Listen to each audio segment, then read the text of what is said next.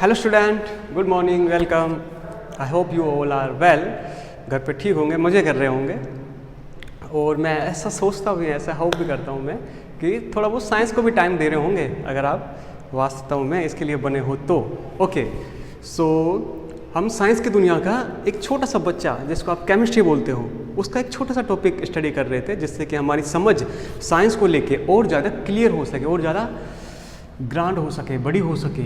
Okay, तो हमने जो छोटा सा टॉपिक उठाया था केमिस्ट्री का, वो था आपका केमिकल रिएक्शंस एंड इक्वेशंस। ठीक है, हम इनको समझने की कोशिश कर रहे थे कि ये किस तरह होती है, क्या इनके कोई टाइप्स भी होते हैं क्या नहीं, या फिर जब ये होती है तो क्या क्या असल में आसपास हो रहा होता है। ठीक है, अच्छा, अब हमको क्या देखना है कि इन केमिकल रिएक्शंस के कोई टाइप्स भी होते हैं क्या। और आंसर आता है कि हाँ, बिल्कुल टाइप्स होते हैं। There are 4 types of chemical reaction. These are this: combination, decomposition, displacement and double displacement. Actually there are lot of types of chemical reaction, but जो मेन इक्वेशन होती है टाइप, वो ये आपके 4 होते हैं। इनके अलावा भी आपके एंडोथर्मिक, एक्सोथर्मिक और भी काफ़ी रिएक्शंस होती है, लेकिन वो हम इनके बाद में अलग से आपको पढ़ाएंगे। ठीक है, हालांकि हाँ, घबराइए मत, आपके सिलेबस का पार्ट है और उनके बाद में हम इनको देखेंगे। ठीक है, तो इनको स्टार्ट कर लेते हैं कि असल में क्या चीज़ होती है, और फिर बाकी बातें बाद में करेंगे। ठीक है, देखिए, तो first which are going to discuss that is combi, COMBINATIS, that is COMBI। ठीक है, combination, that is combination reaction. हाँ जी, क्या होती है भाई, ये क्या इसमें गणित हो रही होती है, और जब ये रिएक्शन हो रही होती है किसी भी टेस्ट ट्यूब में या कंटेनर में, तो क्या असल में पार्टी हो रही होती है उसके अंदर, ये जानने की कोशिश कर रहे हैं हम। ठीक है, तो कोशिश करते हैं थोड़ी सी और। क्या होता है, सिंपल सी चीज़ है ये, देखिए, व्हेन 2 और more than 2 substances are combined to make a single product. Again सुन लीजिए, व्हेन 2, एक ही हो गया, व्हेन 2 और more than 2 substances are combined to make a single product। ठीक है, जो मैं बोल रहा हूं उसका मतलब क्या है, अगर मैं उसको लूँ तो मान लीजिए P नाम का कोई सब्सटेंस है और Q नाम का कोई सब्सटेंस है, मान लेते हैं। ठीक है, when 2 और more than 2 substances, ये मैंने बोला, मैंने 2 सब्सटेंस ले लिए। when 2 और more than 2 substances are combined to make a single product and these are forming PQ। पहले अलग अलग थे, ये 2 और मोर देन 2 अलग थे, इन दोनों ने कंबाइन होकर एक सिंगल प्रोडक्ट बना लिया। ये बोलनी चाह रही रिएक्शन, बस इतनी सी होती है कि कोई भी 2 कंपाउंड आपके आएंगे, रिएक्शन करेंगे और एक बन जाएंगे, बस यहीं पे बात खत्म हो जाती है सारी। ठीक है, अच्छा, और मान लीजिए मैंने 2 और मोर देन 2 बोला, तो मान लीजिए कोई T नाम का कोई सब्सटेंस है। अगर ऐसा भी हो रहा है तो तीनों सब्सटेंस मिलकर कोई ना कोई कंपाउंड बना लेंगे। ठीक है, अब इसकी और अच्छे से डेफिनेशन बोले तो क्या हो सकता है, व्हेन 2 और more than 2 elements or compound. ठीक है, व्हेन 2 और more than 2 elements or compound are combined to make a single product or combined to make a single compound. Okay, ये होती है आपकी कॉम्बिनेशन रिएक्शन। 2 या 2 से ज़्यादा आपके कुछ प्रोडक्ट कंपाउंड आपके आएंगे और एक प्रोडक्ट आपको बना करके दे देंगे। ठीक है, अच्छा, अब इसके कुछ प्यारे प्यारे एग्जाम्पल देख लेते हैं कि क्या होता है। सबसे पहले बहुत ज़्यादा बेसिक एग्जाम्पल उठाते हैं जो आपने बच्चों वाली क्लासेस में पढ़ा होगा। ठीक है, देखिए, that is here are I am taking carbon atom and it is combining with atmospheric oxygen C+O2. Here it is gives CO2, that is carbon dioxide. Okay, ये कार्बन ऑक्सीजन, ये क्या ये बैलेंस है, बिल्कुल साफ बैलेंस है। 1 carbon 2 atoms of oxygen, 2 atoms of oxygen. ठीक है, अगर और अच्छे से इसको लिखना चाहे तो क्या हो सकता है, कार्बन आपको किस फॉर्म में मिलता है, नेचर में सॉलिड फॉर्म में।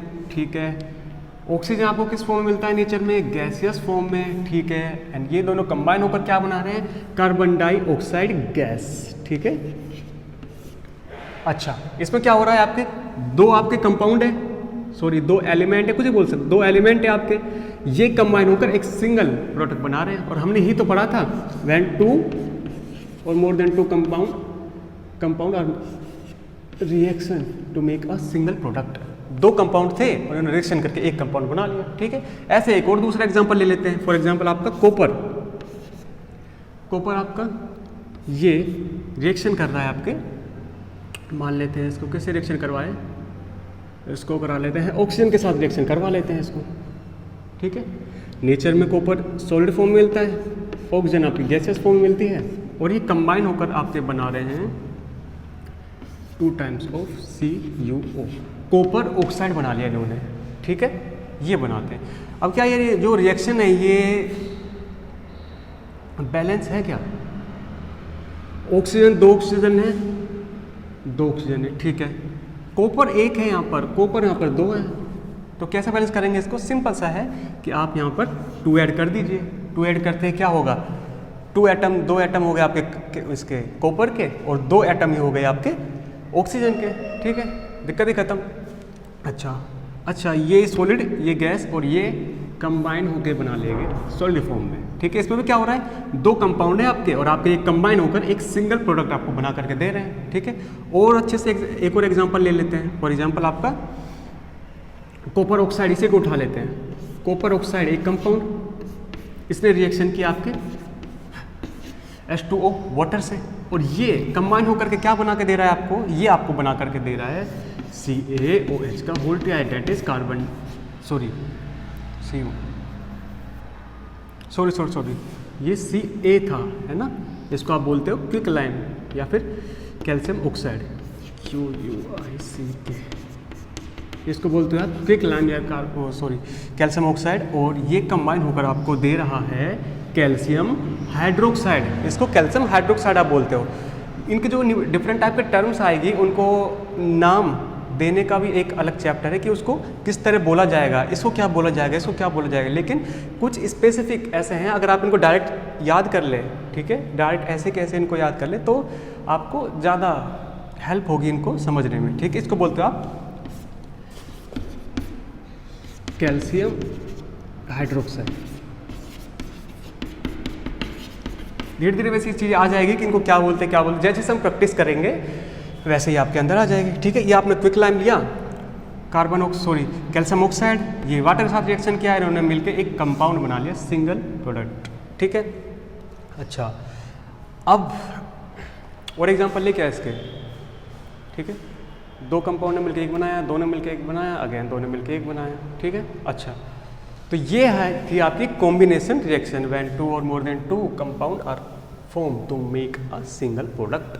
तो इसको मैं हटा देता हूँ, भगा देते हैं इसको, हो गया इसका काम, ठीक है। नेक्स्ट है आपका कॉम्बिनेशन, हमने पढ़ ली। नेक्स्ट है आपका डीकम्पोजिशन रिएक्शन। तो इसको देख लेते हैं कि क्या है, किस बला का नाम है ये, ठीक है। लिख लेते हैं डीकम्पोजिशन रिएक्शन, ठीक है। डीकम्पोजिशन रिएक्शन पढ़नी है।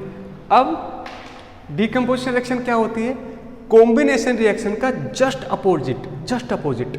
कॉम्बिनेशन में क्या हो रहा था, आपके 2 कंपाउंड मिलकर एक सिंगल कंपाउंड बना रहे थे, है ना।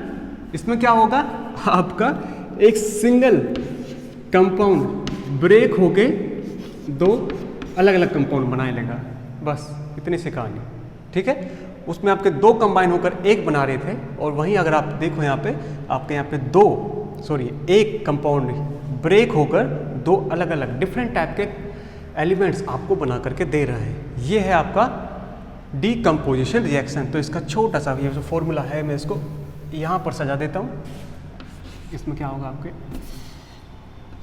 P और Q नाम के कोई सब्सटेंस ले लेते हैं, और ये कंबाइन हो, सॉरी ये पूरा नहीं रिपीट हो रहा है, इस नाम के सब्सटेंस है और उन्होंने ब्रेक होकर आपको P एंड Q नाम का वो सब्सटेंस बना दिया। एग्जांपल देखें इसके, देखिए मान लीजिए आपने ले लिया फेरस सल्फेट, ले लिया फेरस सल्फेट FeSO4। अब आपने क्या किया, ये सॉलिड होता है, इस सॉलिड को थोड़ा आपने हीट प्रोवाइड कराया है, ये आपने थोड़ी सी इसको हीट दी।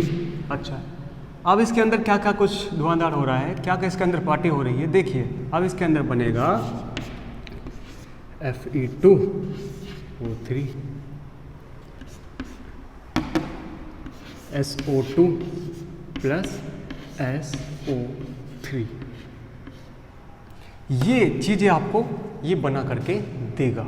ठीक है, आपने फेरस सल्फेट का एक सॉलिड पार्टिकल लिया, ठीक है, जब आपने उसको हीटअप किया तो आपको ये 3 डिफरेंट टाइप के कंपाउंड देखने को मिले। और इसमें हो क्या रहा है, एक सिंगल प्रोडक्ट, सिंगल आपका रिएक्टेंट था, ठीक है, सिंगल रिएक्टेंट, इसने रिएक्शन की, आपने इसको एनर्जी दी और रिएक्शन करने के बाद इसने 2 या 2 से ज़्यादा आपको कंपाउंड बना करके दे दिए। मीन ये परफेक्ट एग्जांपल है डीकम्पोजिशन रिएक्शन का। डीकम्पोजिशन मतलब टूटना, ब्रेक होना। ठीक है, अब देखिए क्या बैलेंस है क्या, ये सल्फेट यहाँ पर 1 है, यहाँ पर 2, सॉरी बैलेंस करने के लिए हमने आपको एक चीज़ बताई। सबसे पहले जो आपके मेटल्स होते हैं उन पे आप नज़र डालिए, मेटल्स के बाद नॉन मेटल्स, देन हाइड्रोजन और ऑक्सीजन। ठीक है, फेरस आपका 1 ही है, लेकिन यहाँ पर 2 है। क्या करते हैं, ये लो जी, 2 फेरस, सल्फेट कितने हो गए अब 2 ही आपके सल्फेट हो गए। ठीक है, ऑक्सीजन कितने हो गए 4 दूना 8, 4 टाइम्स 2, ये हो गए आपके ऑक्सीजन, है ना, 4 यहाँ 2 यहाँ। आपने इसको मल्टीप्लाई किया, कल हमने बताया था आपको, इसलिए मैं ज़्यादा डिटेल में नहीं जा रहा हूँ। तो कितना हो गया आपके 8 ऑक्सीजन के एटम थे यहाँ पे, 8 ऑक्सीजन का इधर कितने हैं 3 + 2 = 5, 5 + 3 = 8। मतलब ये जो रिएक्शन है ये कंप्लीट बैलेंस रिएक्शन है और इसमें कहीं से भी कोई आपको फेर बदल करने की कोई दिक्कत नहीं है। ठीक है, इसको मैं इरेज कर देता हूँ। नेक्स्ट एक और एग्जांपल ले लेते हैं। फॉर एग्जांपल आप ले लीजिए सिल्वर क्लोराइड AgCl।